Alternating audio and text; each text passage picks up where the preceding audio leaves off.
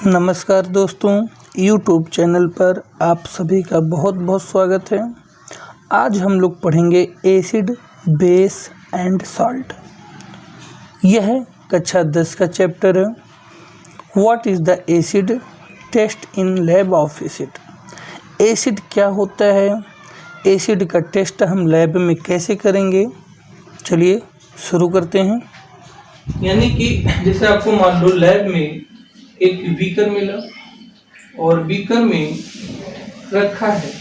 अब आपसे पूछा जाए कि ये एसिड है या बेस है। आपसे पूछा जाए कि ये एसिड है या बेस है, तो सबसे पहले हम क्या करेंगे, इसमें थोड़ा सा जल मिलाएंगे। वाटर मिला दिया। इसके बाद क्या होगा कि जब इसमें वाटर मिल जाएगा तो यह एसिड का एक्वस सॉल्यूशन हो जाएगा। यानी कि यह जो अम्ल है, यह अम्ल का जलीय विलयन हो जाएगा। ये हिंदी मीडियम के बच्चे इसको साफ जान जाएंगे कि ये अम्ल का जलीय विलयन हो गया और ये जो है ये आपका एसिड का एक्वस सॉल्यूशन हो गया। अब क्या करना है कि यहाँ पे एक हमको लिटमस पेपर लेना है और वह कैसा लेना है, ब्लू कलर का लेना है। कैसा लेना है? ब्लू लिटमस पेपर लेना है।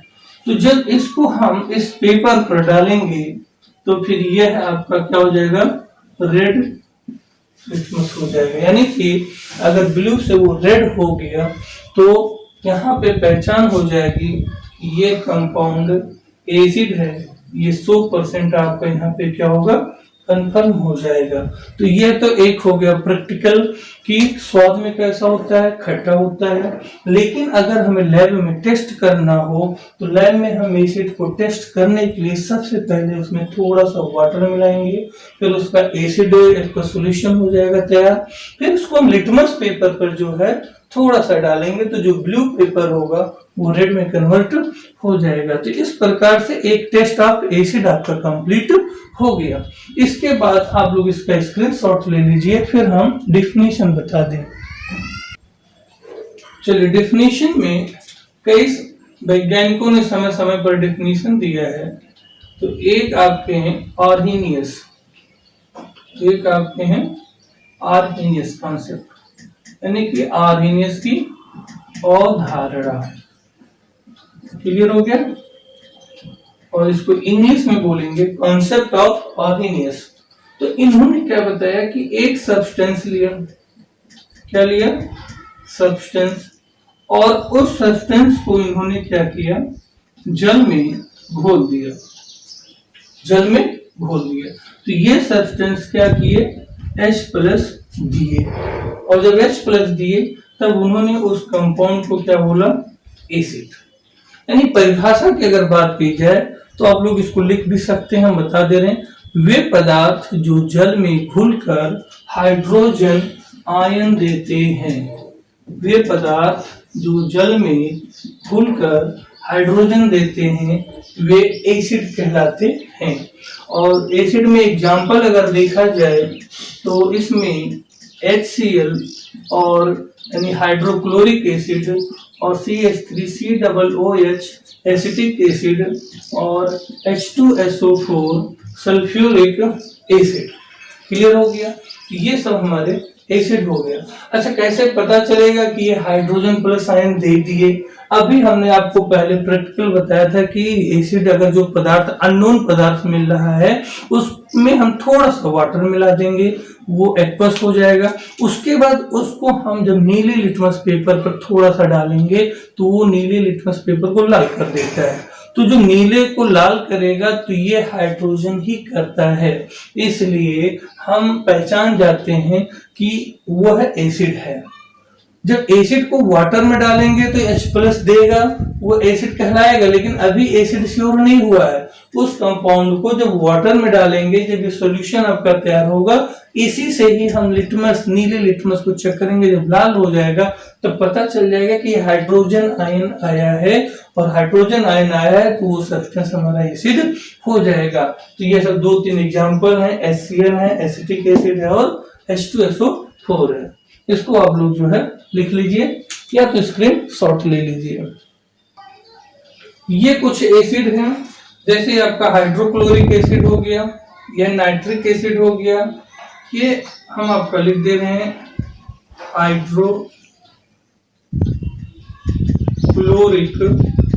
एसिड, और इसको हम लोग बोलेंगे नाइट्रिक एसिड, और इसको बोलेंगे सल्फ्यूरिक एसिड, और इसको बोलेंगे हम लोग ऑर्थोफास्फोरिक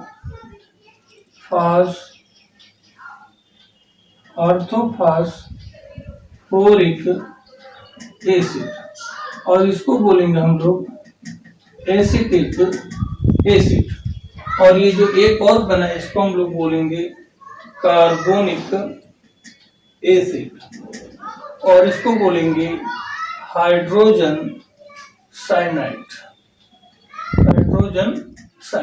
क्लियर हो गया? तो ये सब एसिड के नेम हो गए।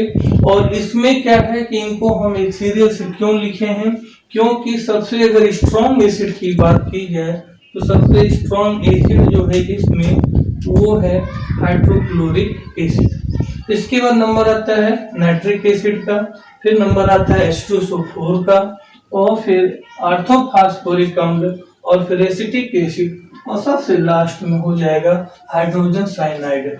यह क्वेश्चन आपका बोर्ड एग्जाम में कई बार पूछा गया है, चाहे वो सीबीएसई बोर्ड का बच्चा हो, चाहे वो यूपी बोर्ड का बच्चा हो, या इंटर का ही बच्चा, कोई अगर इस कंपटीशन का बच्चा है, अगर वो इस वीडियो को देख रहा है तो ये पेपर में केमिस्ट्री से जुड़े क्वेश्चन में कई बार पूछा जाता है कि स्ट्रॉन्ग एसिड कौन है, वीक एसिड कौन है। तो यदि हम इस तरफ आएंगे तो हमको स्ट्रॉन्ग एसिड मिलेगा। क्या मिलेगा? स्ट्रॉन्ग एसिड मिलेगा। और इस तरफ अगर हम जाएंगे तो हमको वीक एसिड मिलेगा। वीक एसिड, ये रीजन है कि ये स्ट्रॉन्ग एसिड क्यों है और ये वीक एसिड क्यों है। तो इसमें डिफरेंस ये होता है कि जब हम HCl को, एक चीज और जान लीजिए कि यही HCl अगर गैस स्टेज में है तब हम इसको हाइड्रोजन क्लोराइड गैस बोलते हैं। ध्यान दीजिएगा, जब यह HCl गैस मीडियम में होता है तब हाइड्रोजन क्लोराइड गैस बोलते हैं, और यही HCl जब लिक्विड मीडियम में होता है तब हम हाइड्रोक्लोरिक एसिड बोलते हैं। क्लियर हो गया? अब रीजन ये है कि जब HCl को हम वाटर में डाल देंगे थोड़ा सा, और इसके बाद HCl को थोड़ा सा वाटर में डाल देंगे, जैसे कि आपको दो बीकर में, एक में हाइड्रोजन साइनाइड दिया जाए, एक में HCl दिया जाए, और आपसे बोला जाए कौन स्ट्रॉन्ग है, आप कैसे जानेंगे? तो इसमें HCl है, इसमें हाइड्रोजन साइनाइड है, दोनों में हमने थोड़ा थोड़ा वाटर मिला लिया, यानी दोनों एसिड को हमने एक्वस बना लिया। तो जब दोनों एसिड को एक्वस बना लेंगे, इसके बाद हम नीले लिटमस पेपर पर दोनों को अलग अलग डालेंगे, तो आप देखेंगे कि जो HCl वाला था वो लाल बहुत जल्दी कर देगा, नीले लिटमस पेपर को रेड में बहुत जल्दी कन्वर्ट करेगा HCl वाला जो जलीय सॉल्यूशन होगा, और जो HCl है वो थोड़ा सा देर में करेगा। अब जो जल्दी कर देगा वो स्ट्रॉन्ग एसिड हो जाएगा, जो थोड़ा देर में करेगा वो वीक एसिड हो जाएगा। तो इसमें आप लॉजिक समझ गए होंगे कि जो डिफिनीशन है ऑर्हिनियस के अनुसार कि वो पदार्थ जो जल में घुलकर हाइड्रोजन आयन देते हैं वे अम्ल कहलाते हैं। ठीक है, अब दूसरी बात, जो हाइड्रोजन को फास्टली दे देंगे, जो हाइड्रोजन को जल्दी दे देंगे वही आपके स्ट्रॉन्ग एसिड होंगे, और जो थोड़ा लेट में देंगे वो आपके वीक एसिड हो जाएंगे।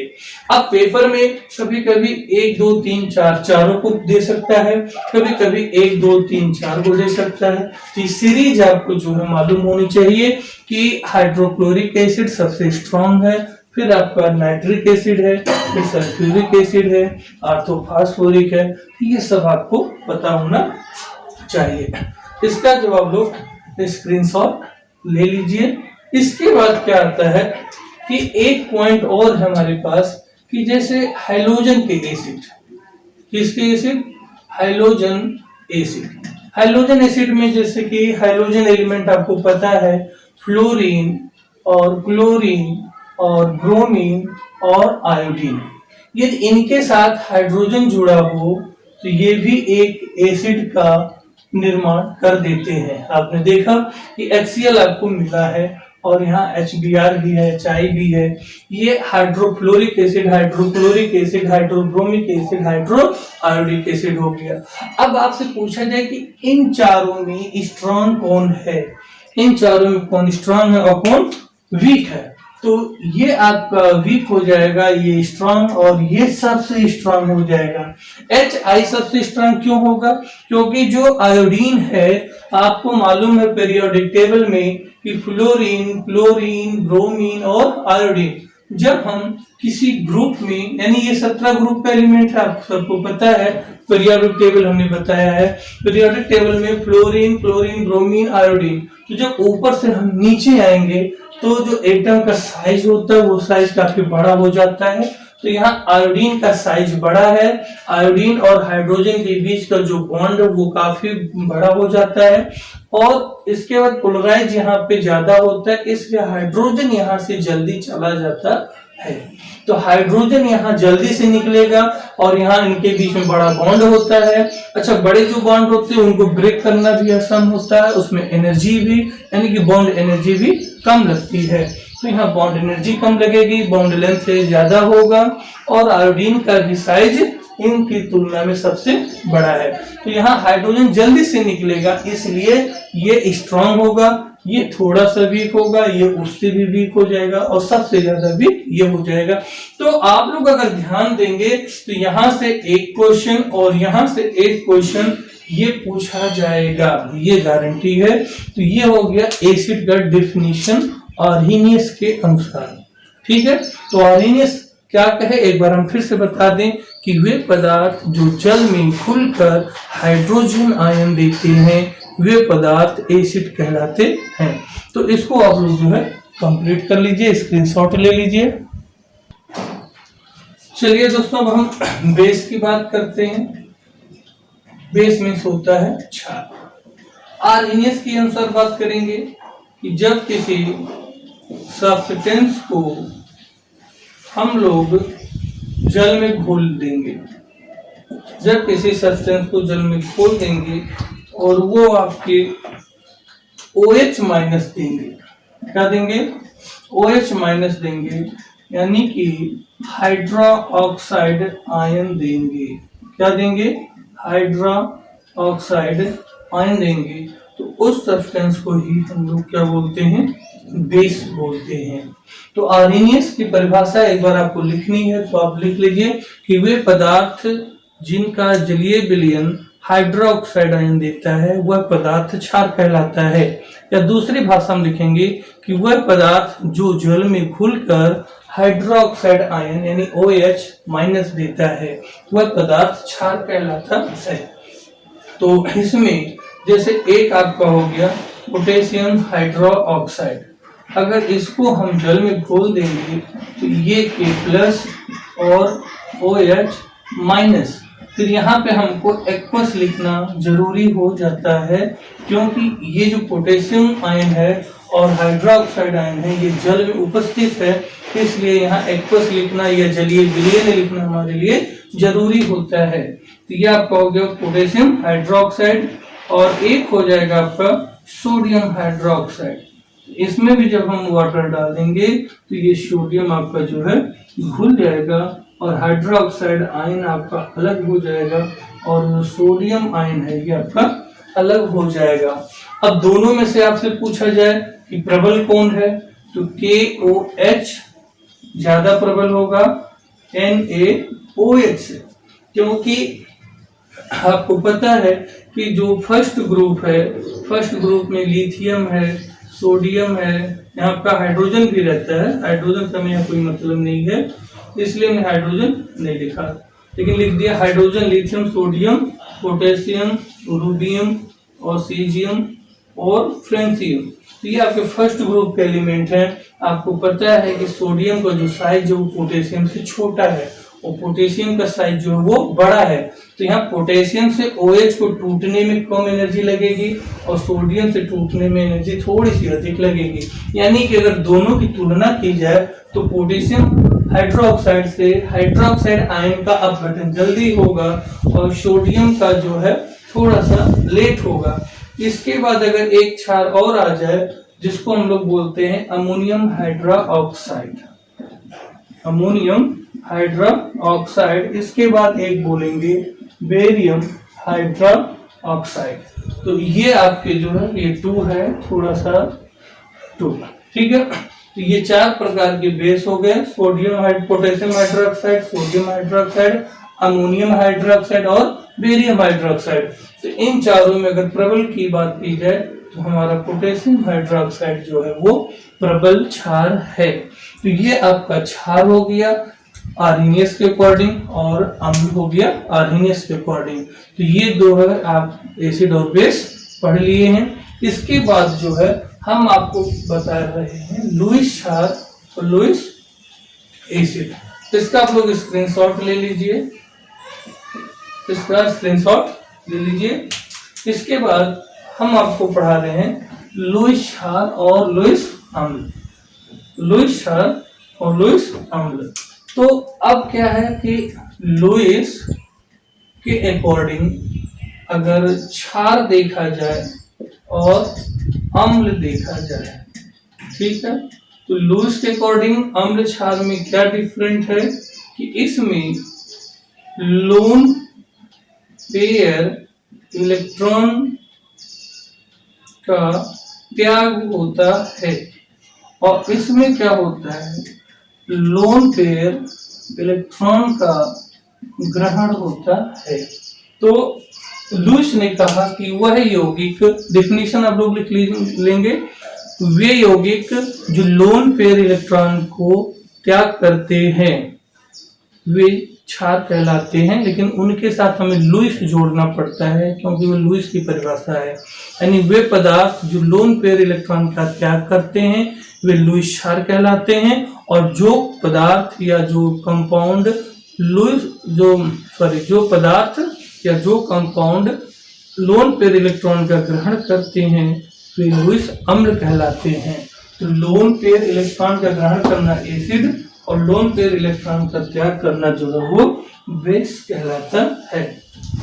ऐसे कौन कौन से कंपाउंड हैं जो लोन पेयर इलेक्ट्रॉन का त्याग करते हैं? तो अभी हमने बताया अमोनिया, बताया अमोनिया। ये अमोनिया का जो 2 आप देखेंगे लोन पेयर इलेक्ट्रॉन है। कैसे? नाइट्रोजन के बाहरी सेल में 5 इलेक्ट्रॉन होते हैं, तो एक हाइड्रोजन इनसे और एक हाइड्रोजन इनसे और एक हाइड्रोजन इनसे जुड़ गया। इनके 2 इलेक्ट्रॉन जो है ये अनशेयर्ड होते हैं, यानी खाली बैठे हैं, तो इसी दोनों इलेक्ट्रॉन को हम लोग लोन पेयर इलेक्ट्रॉन बोलते हैं। क्या बोलते हैं? Lone pair electron. तो ये आपका जो है लुईस क्षार हो गया अमोनिया, इसको क्या बोलते हैं? अमोनिया लुईस क्षार।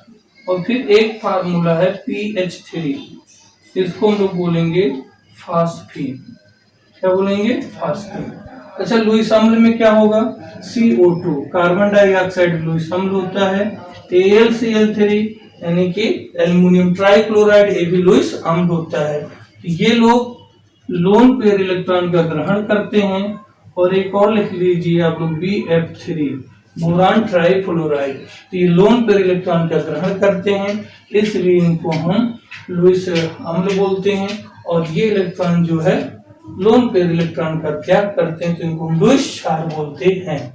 अब एक बात हम कर दें H2O की, तो जब H2O की संरचना हम लोग बनाते हैं तो H2O में 2 हाइड्रोजन जुड़ेगा ऑक्सीजन से, और ऑक्सीजन के ऊपर 2 लोन पेयर इलेक्ट्रॉन, एक इधर है और एक इधर है। अब वाटर में क्या करते हैं कि जब जल का हम लोग विघटन देखते हैं तो जल के विघटन में हमको हाइड्रोजन आयन भी मिलता है और हाइड्रोक्साइड आयन भी मिलता है। यानी कि जब जल को हम तोड़ेंगे तो हमको हाइड्रोजन आयन भी मिलता है और हाइड्रोक्साइड आयन भी मिलता है। इसलिए ये अम्ल और क्षार दोनों की गुण को दिखा दिया। आर्हेनियस के अनुसार हम लोग क्या पढ़ें कि जो पदार्थ जल में घुलकर H+ देगा उसको अम्ल कहेंगे, और जो पदार्थ जल में घुलकर OH- देगा उसको हम क्षार बोलेंगे। तो जल में दोनों गुण पाए जाते हैं, इसलिए इसको हम लोग उभयधर्मी बोलते हैं। क्या बोलते हैं? उभयधर्मी बोलते हैं। और इंग्लिश में इसको हम लोग बोलते हैं एम्फोटेरिक।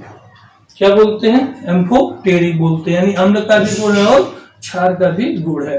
तो ये बच्चों आप लोगों को अम्ल और क्षार की परिभाषा हमने आर्हीनियस और लुईस के अकॉर्डिंग बता दी है। परिभाषा को भी आप लिख लेंगे और इसका स्क्रीनशॉट लेके इसके एग्जाम्पल को भी कर लेंगे।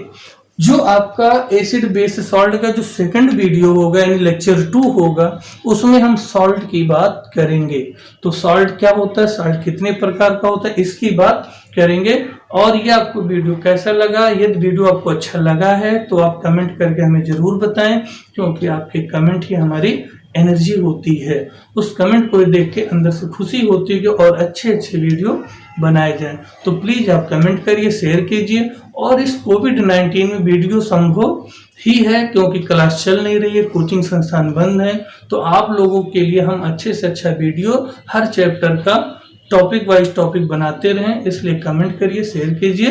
अगर सब्सक्राइब नहीं किए तो सब्सक्राइब तो जरूर कर लीजिए, क्योंकि 10th 11th 12th तीनों क्लास के बच्चों के वीडियो हम पर डे अब बना कर यूट्यूब पर डाल देंगे। तो जब आप सब्सक्राइब किए रहेंगे तो आपको नोटिफिकेशन मिलता रहेगा, आपका पढ़ाई होता रहेगा, नुकसान नहीं होगा। तब तक के लिए नमस्कार।